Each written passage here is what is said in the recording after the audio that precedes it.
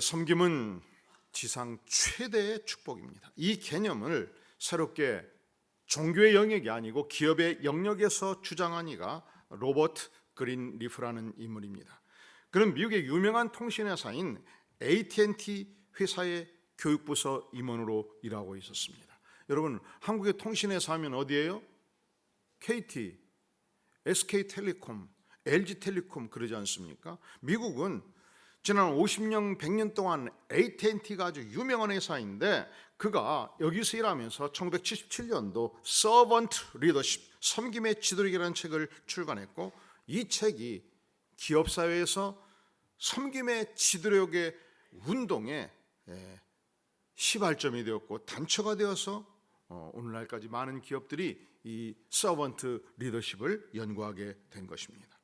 이 그린리프는 어디에서 이 섬김의 지도력을 착안하게 되었는가?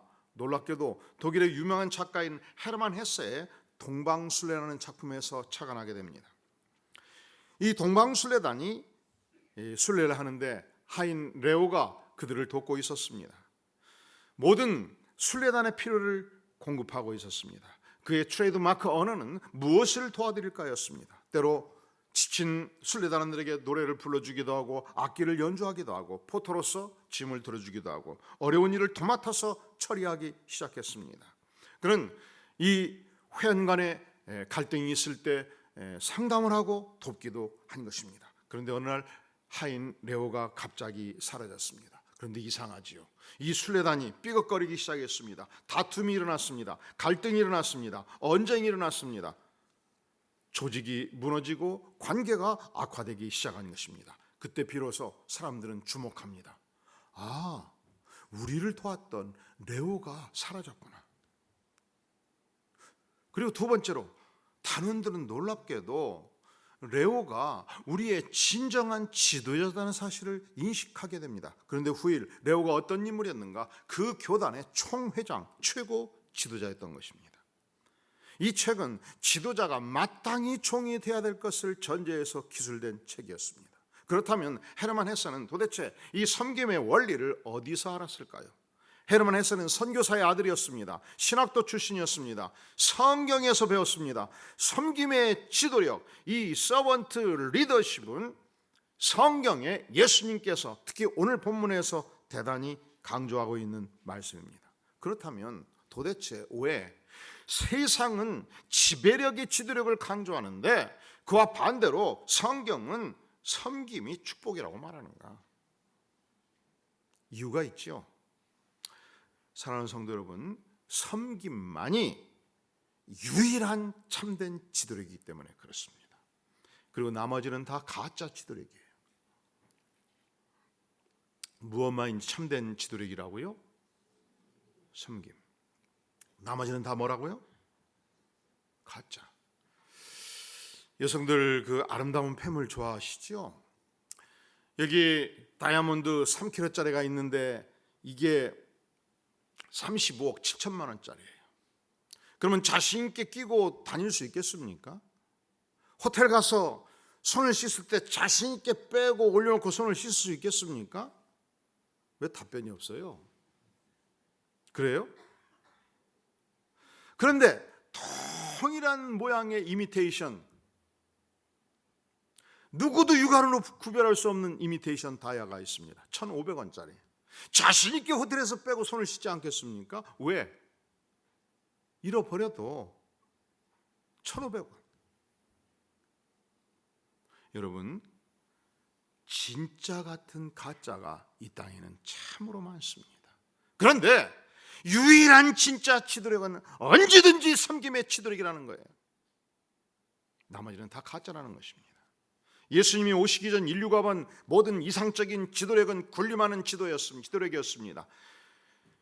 장악하고 지배하는 지도력이었습니다. 그런데 예수 그리스도는 아닙니다. 오늘 28절에서 인자가 온 것은 섬김을 받으려 함이 아니라 도리어 섬기려 하고 자기 목숨을 많은 사람의 대속물로 주려 함이니라 말씀하셨습니다. 예수님께서 복음을 증거하실 때 수천 수만의 무리들이 있었습니다. 그 중에서 주님께 충성했던 70문도를 선정했습니다. 그 중에서 진짜 훈련받기 준비된 12제자를 선정했습니다. 그 중에서도 수석 제자로서 베드로, 요한, 야고보를 선정했습니다. 그런데 항상 예수님은 수석 제자로 베드로를 앞장을 세웠죠. 요한과 야고보는 2등, 3등이었습니다. 그래서 요한과 야고보의 어머니가 예수님을 찾아갔습니다. 알현하였습니다. 요청하였습니다. 무엇을 요청했습니까? 21절 예수께서 21절 예수께서 이르시되 무엇을 원하느냐? 그때 어머니가 말합니다. 이 두 아들 이름이 뭐예요? 요한과 야고보를 주의 나라에서 하나는 주의 우편에 하나는 주의 좌편에 앉게 명하소서. 예수님을 보니까요, 그분이 말씀할 때 그 말씀이 강력한 영향력이 있었습니다. 힘이 있었습니다. 능력이 있었습니다. 여러분, 말이 엄청나게 강한 능력이 있어요. 저는 지금도 기억할 수 없는 것이 김대중 씨가 1971년도 제가 전중학교 다닐 때 그 교정에서 교정 전체가 사람들로 차 있고 나무 꼭대기까지 올라가고 사람이 얼굴을 볼 수 있는 모든 지역에서 그가 연설할 때 아주 어마무시한 파워가 있는 것을 보았습니다. 박정희 정권 독재로 갑니다. 대만의 총통을 연구하고 있어요. 이 나라에 더 이상 민주주의는 장산을 지냈습니다. 막 하고 하는데 가슴이 찌렁찌렁하는데 고등학교 시절에 야, 말이 저렇게 힘이 있구나. 독재자는 단칼에 정리해야 되는 것입니다 하는데 막 박수를 치는데 막 독재자가 끝나버릴 것 같더라고. 안 끝나더라고. 여러분, 말이 힘이 있습니다. 말이 강력한 힘이 있어요. 사람을 죽이고 살려요. 말이 중요해요. 그래서 여러분, 2017년도 여러분이 사용하는 언어가 생명을 살리는 언어가 될 수 있기를 간절히 바랍니다.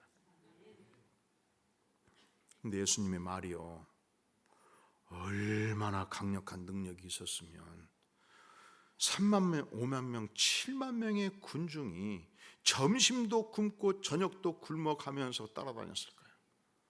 다 배고파하는 군중을 보면서 너희가 먹을 것을 갖다 주라. 먹을 것이 있어야지. 오병이어를 가지고 2만 명을 먹이는 능력을 발휘하지 않습니까? 자, 보세요. 강력한 말의 은사가 있죠. 하나님의 아들이시죠. 죽은 자를 살리죠. 수많은 병자를 고치시죠. 귀신이 떨어져 나가죠. 그때 요한의 어머니는 알았어요. 이 능력이면 이 팔레스타인 지역에 강력한 왕권을 세우고 왕이 될 수 있다. 그때 예수님, 그날 내 아들 요한, 야고보 인물입니다. 반드시 국무총리, 경제부총리 세우세요. 이게 지금 어머니의 요구였어요. 그때 옆에 다른 제자들이 들었습니다. 여러분, 12제자에서 2명 빼면 몇 명 남죠? 그 안에 유다까지 있었어요. 배신자까지 있었어요. 26절 4절 10제자가 듣고 그 두 형제에 대해서 어떻게 했다고요? 이건 분명히 어머니의 언어였겠느냐? 요한과 야고보가 충동질한 거 아니냐? 그때 예수님께서 제자들을 불러놓고 참된 지도력이 무엇인가 설파한 것입니다. 자, 25절에서 27절 우리 같이 한번 봉독해 볼까요? 시작. 예수께서 제 아들을 불러다가 이르시되 이방인의 집권자들이 그들을 임의로 주관하고 그 고관들이 그들에게 권세를 부리는 줄을 너희가 알거니와 너희 중에는 그렇지 않아야 하나니 너희 중에 누구든지 크고자 하는 자는 너희를 섬기는 자가 되고 너희 중에 누구든지 으뜸이 되고자 하는 자는 너희의 종이 되어야 하리라. 그의 나라가 임할 때, 지상의 왕국을 건설할 때 예수님 내 아들을 국무총리, 경제부총리 세워주세요. 이 소리를 듣고 분노하는 제 아들을 향해서 예수님이 하신 말씀은 무엇입니까? 세상 지도력은 가짜라는 거예요. 권세를 파는 지도력은 가짜라는 거예요. 임의로 힘을 발휘하는 이방의 지도력은 휘두르는 지도력은 아니라는 거예요. 26절 너희 중에는 그렇지 않아야 하리니. 참된 지도력은 섬기는 지도력이요 종의 지도력이라 말씀한 것입니다. 예수님이 왜 이 땅에 오셨습니까? 섬김 받으러 온 것이 아니요 섬기기 위해서 오셨다 선언합니다. 자기 목숨을 많은 사람의 대속물로 주기 위하여 오셨다 그렇게 말씀합니다. 그리고 주께서 온전히 스스로 섬기셨고 온전히 스스로 본을 보이는 삶을 사셨습니다. 스스로 고난의 길을 자처했고 스스로 당신이 가야 될 이 섬김의 길을 묵묵히 걸어가셨습니다. 우리가 왜 딕 호잇 아버지를 위대한 아버지라 존경하고 감동합니까?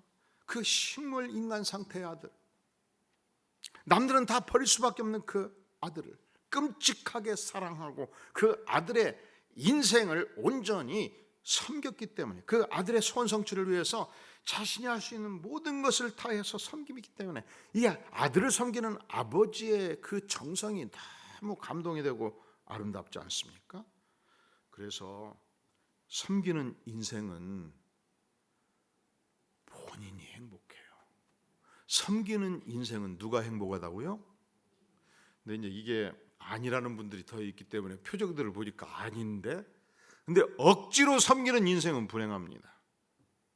그러나 예수님의 은혜로 섬기는 인생은 행복이 있습니다. 기쁨이 있습니다. 인생을 사는 의미를 아는 것입니다. 두 번째, 왜 섬김이 지상 최대의 축복인가? 섬김만이 참된 영향력을 발휘할 수 있기 때문에 그렇습니다. 여러분, 군림하는 지도력은 면종복배예요. 그 지도자가 나타났기 때문에 그 지도자의 눈앞에서 순종하는 척 할 뿐입니다. 이것은 진정한 영향력이라고 말할 수가 없습니다. 하지만 섬김의 지도력은 영향이 있습니다. 물론 세상은 무시합니다. 세상은 주목하지 않습니다. 그러나 이 섬김의 영향력은 마치 누룩과 같이 퍼지고 자라가는 것입니다. 지난 5천년 문명사 속에서 가장 강력한 군림하는 지도력을 형성했던 인물 중에 한 인물이 징기스칸입니다. 징기스칸은 몽골 평원 부족의 족장이 되고 평정을 하고 몽골의 제국을 형성하고 중국 대륙을 평정하고 심지어 서방의 헝가리, 사마르칸트, 독일까지 이태리까지 압박하면서 세계에서 가장 거대한 제국을 형성했습니다. 이렇게 거대 제국을 형성하는데 요인이 뭘까? 학자들은 몇 가지 얘기를 해요. 첫째로 그들이 가장 강력한, 세계에서 가장 강력한 기동력을 가지고 있었다는 거예요. 그들은 기마민족이었습니다. 모든 이 몽골의 제국을 형성했던 군사들은 어린 시절부터 말 속에서 말 위에서 삽니다. 그러니까 3만 명, 5만 명 말과 함께 움직이는 이 군단보다 속도를 낼 수 있는 군대가 없는 것이죠. 두 번째, 그들은 가는 모든 지역에 통신망을 형성했습니다. 말 타고 달리는 통신망. 그래서 중국의 심장부 수도에서 일어나는 일이 사마르칸트에 있는 몽골 작은 군단까지 전달되는데 열흘이면 전달했다는 거예요. 대단한 민족이죠.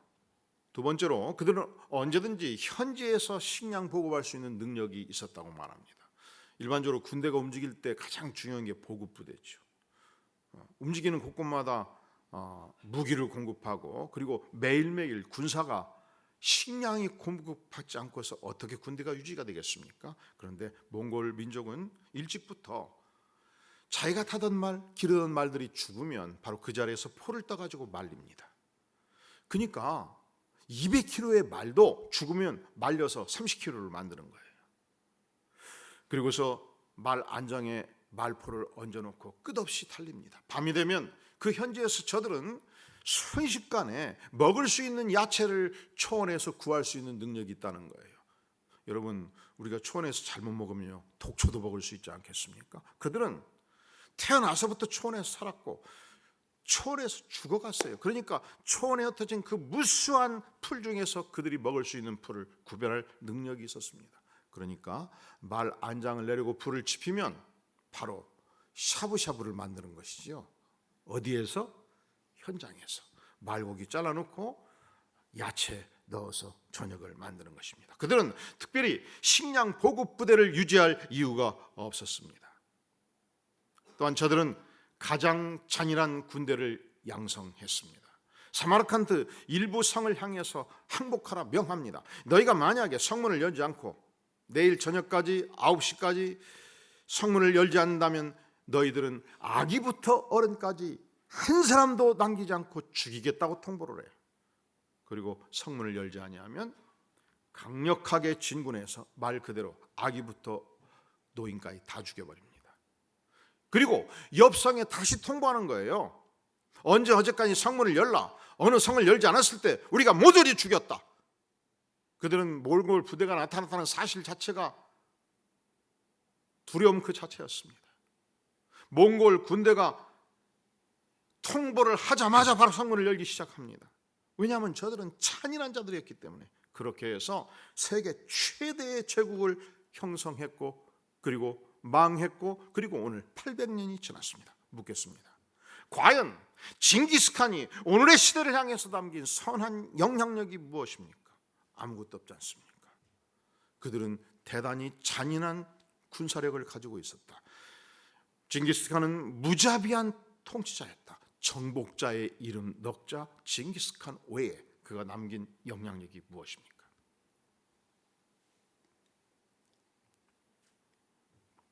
그런데 예수님은 당신이 태어나서 이 팔레스타인 지역을 단 한 발자국도 벗어난 적이 없었습니다. 예수님은 거대한 제국을 형성하지 아니하셨습니다.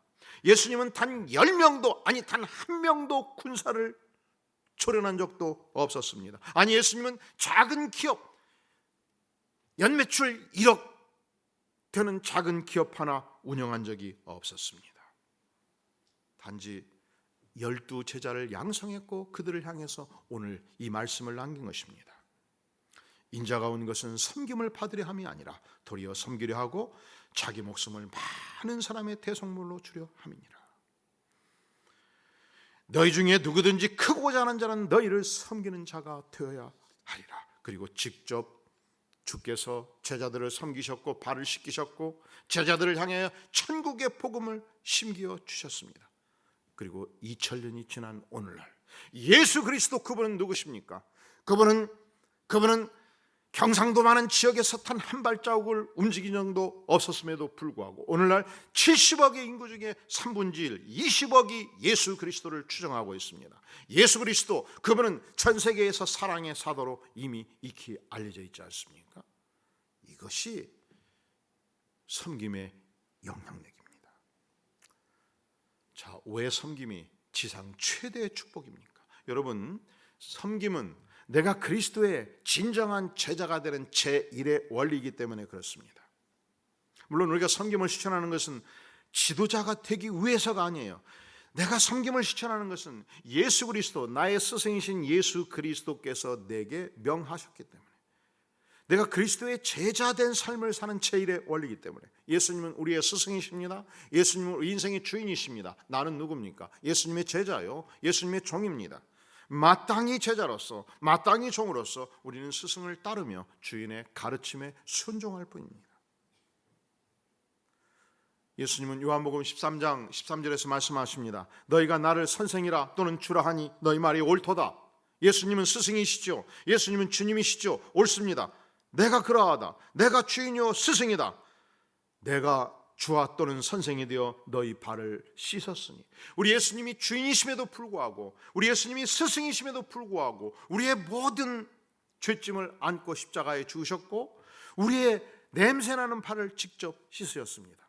그리고 말씀하십니다. 너희도 서로 발을 씻어주는 것이 옳으니라. 묻겠습니다. 여러분은 신자 맞습니까? 믿는 신자십니까? 할렐루야. 다시 묻겠습니다. 여러분은 그리스도의 진정한 제자이신가요? 왜 답변이 없어요? 우리가 교인이냐, 안디옥교회 다니냐, 신자냐? 우리는 쉽게 답변할 수 있죠. 그러나 진정한 그리스도의 제자냐고 물을 때 우리는 망설여져요. 왜냐하면 제자가 된다는 건 좀 다르기 때문에, 제자가 된다는 것은 내가 예수님을 본삼고 예수님을 배우고 예수님을 전적으로 따르기로 작정한 사람이 되어야 하기 때문에. 그런데 오늘날 이 시대 교회의 비극이 무엇인지 아십니까? 신자는 많은데 제자가 적은데 있는 것입니다. 평신도든 목회자든 교회의 지도자들이 예수님을 배우고 예수님을 따르지 않고 예수님의 제자된 삶을 거부하는 것이 이 시대의 비극입니다. 교회 안에 같이 역전연상이 일어나요. 이상하게 교회에서 세상적 지도력을 행사하려고 합니다. 오히려 세상은, AT&T 회사는, 삼성은, 세상의 회사는 섬김의 지도력, 서번트 리더십을 연구하고 있어요. 최근에 삼성경제연구소에서 이 서번트 리더십에 대한 보고서를 낸 적이 있습니다. 이상하지요? 세상은 예수님의 지도력을 사모하고 교회는 세상의 지도력을 흉내내고 아닙니다. 유명한 언론이었던 홍사중 씨는 리더인가 보스인가에서 이런 글을 남기고 있습니다. 이 보스는 세상적 지도력으로 우리가 이해해 보는 거예요. 보스는 사람들을 몰고 갑니다. 그러나 리더는 그들을 이끌고 갑니다. 보스는 권위에 의존하지만 리더는 신의에 의존합니다. 보스는 나라고 말하지만 리더는 우리라고 말합니다. 보스는 가라고 명하지만 지도자는 가자 말합니다. 보스는 등 뒤에서 일하지만 리더는 공개적으로 일합니다. 보스는 남을 믿지 않지만 리더는 남을 믿습니다. 보스는 겁을 주지만 리더는 희망을 줍니다. 보스는 복종을 요구하지만 리더는 존경을 모읍니다. 보스는 자기가 밟고 있는 땅에서 눈을 떼지 않지만 리더는 무지개를 바라봅니다. 보스는 자기 눈으로 세상을 바라보지만 리더는 대중의 눈으로 세상을 봅니다. 여러분은 여러분의 삶의 현장에서 보스입니까? 리더입니까? 그래서 우리가 예수님의 제자로서 영혼을 섬기기로 작정하면 섬김의 리더가 되는 것이며 이 섬김이 지상 최대의 축복이라는 것입니다.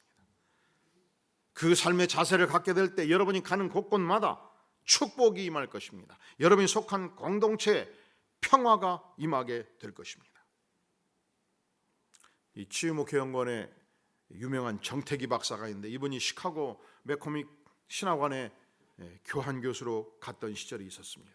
그때 친구 초청으로 약 150년 된 교회에서 설교를 하게 되었는데 이제 그 교회 출입구에 들어가는데 한 청소하시는 집사님이 혼자 청소하시는데 아주 춤추듯 걸레질하는데 찬송을 하면서 아주 흥겹게 청소를 하고 있는 거예요. 그래서 이 정태기 박사가 야, 이 교회는 참 훌륭한 집사님을 두셨구나. 참 대단하다. 근데 예배가 끝났거든요. 나오는데 이 먼지털이 총체를 양손에 들면서 막 춤을 추듯이 먼지를 터는 거예요. 어떻게 열심히 하는지 막 얼굴에 땀이 빨 벌리면서. 그래서 친구 목사한테 한마디 던졌어요. 저 집사님은 참 청소를 신나게 하시네요. 그랬더니 친구 목사가 그래요.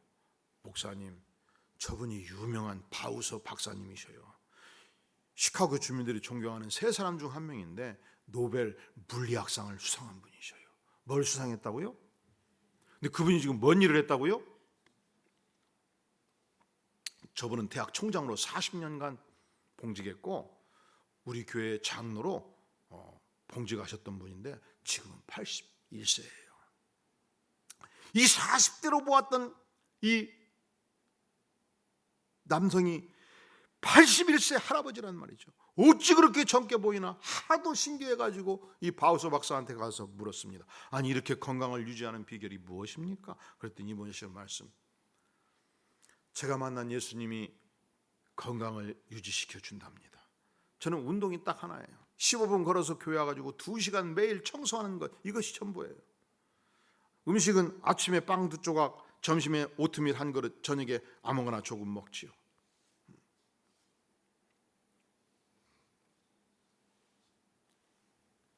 대학 총장을 했던 분이. 여러분 우리나라에서 노벨 물리학상 말고 많잖아요. 평화상, 먼상에서 상 받은 사람이 몇 명이에요? 한 분 딱 있어요. 그런데 그분이 인생을 사는 기쁨을 어디서 누리느냐? 하나님의 위대한 교회를 섬기는 것이 내 인생의 기쁨이요. 하나님의 위대한 교회에서 청결한 사역을 하는 것이 내 인생 건강의 비결이라고 자신 있게 선언한 것입니다. 자, 이제 2017년도 태양이 동타올랐습니다. 여러분은 2017년도에 어떤 인생을 사시겠습니까? 섬김이 축복입니다. 섬김만이 참된 지도력을 세우기 때문에 그렇습니다. 섬김만이 진정한 영향력을 발휘할 수 있기 때문에 그렇습니다. 섬김만이 내가 예수님의 제자입니다라고 선언하는 제1의 원리이기 때문에 그렇습니다. 사랑하시는 성도 여러분, 2017년도 한 해 여러분의 사랑하는 부모, 형제, 가족 중에 내가 섬겨서 예수님을 만나도록 하기까지 내가 도와야 될 한 영혼이 누굽니까? 물으십시오. 우리 이웃 중에서 내가 작정하고 주의 위대한 나라로 돌아오기까지, 복음을 알기까지 내가 도와야 될 영혼이 누구입니까? 물으십시오. 주님, 내가 이 위대한 하나님의 교회에서 나의 손발로 무엇을 섬기는 것을 원하십니까? 물으시기 바랍니다. 그리고 여러분들의 가족을 만날 때, 주님, 나의 사랑하는 가족을 무엇으로 섬길까요? 왜냐하면 섬김이 지상 최대의 축복이기 때문에. 기도하시겠습니다. 영광의 주님, 우리가 한 해를 시작하면서 내 몸으로, 내 마음으로, 나의 손발로 이 땅에 고통당하는 영혼들을 섬기기를 원하며, 이 위대한 교회를 섬기기를 원하며, 전능자 하나님을 섬기기를 구합니다. 아버지여, 섬기는 손길마다 성령의 충만한 은혜로